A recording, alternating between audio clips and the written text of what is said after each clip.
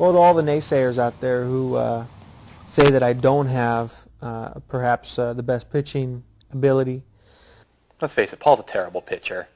You know, he has a lot of trouble getting the ball over the plate. One of the biggest problems of facing Paul one-on-one is, you know, he's such a bad pitcher. The thing that makes Paul really difficult to face is that you get a little frustrated, and next thing you know, you're swinging at pitches that you would never swing at, just because they're as close as they possibly can be, and you know that it might be another 25 pitches before you see anything that's even that close.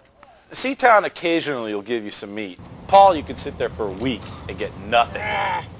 Paul is worse than me. I mean, it's pretty pathetic, period. What you have to bring to the game is your intensity, that you're having fun, that you're at least making an effort. I mean, there's nothing else worse than sitting in there for 20 minutes and not getting one ball to hit. It's weird because if Paul ever gets one anywhere near the plate, when he does get it over the plate, it's pretty much guaranteed homer. Yeah, if it doesn't bounce 5 feet in front of it, if it's not 20 feet over your head, it's always right there. It's not like, oh, here comes a strike. With Paul, it's more like, here comes a homer. But, you know, you might have to wait 60 pitches before you actually get one that comes over. And that's what makes it really difficult, because your composure, it's hard to really keep your composure with Paul.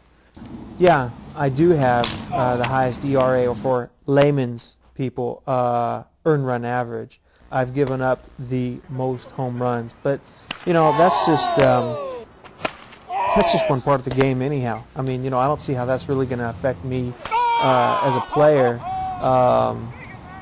you know, on a regular basis. He's just so out of control. You wouldn't think a guy who's got that low center of gravity like that would be such a well, frankly, a spaz. Paul is a spaz, plain and simple. When we first started the league, the majority of the games were one-on-one.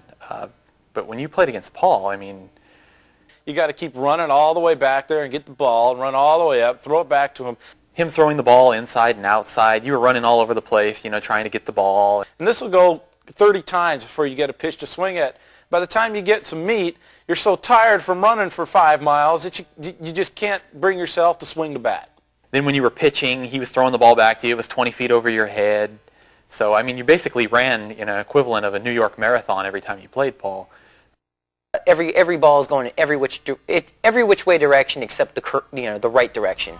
The commissioner decided that probably one-on-one games were just going to have to be banned entirely, just because, you know, Paul basically ruined it for everybody. I guess you'd say.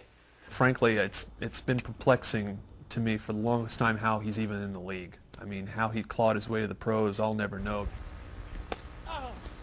Some people think that I get a little crazy once in a while. Maybe I'm a little bit of a spaz. You know, he'd take a hefty swing at something, and next thing you know, the bat would be way up in the stands.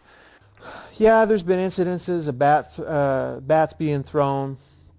He struck fear into people, seriously. I mean, in the stands, you had to wear a helmet out there. And like I say, for me, it's just intensity. That's what it's all about. It might catch the left fielder. It might come back at the pitcher. It might go behind him somehow.